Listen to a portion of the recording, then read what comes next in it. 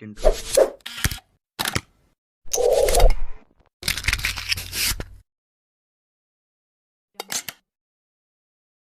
Hey guys, in this video I'm going to teach you that how you can loop your video to using DaVinci Resolve 16.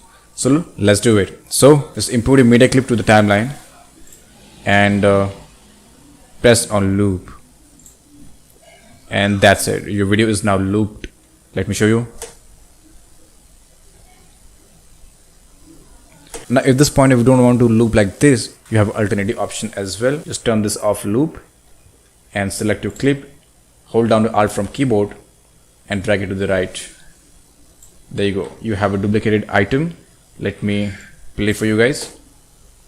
As you can see, it's now looping, but it's getting stopped.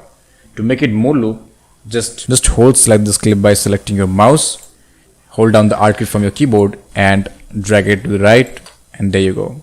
Now if you want to make it more, just keep dragging it like this. Okay, so there you go. And now let me play for you guys.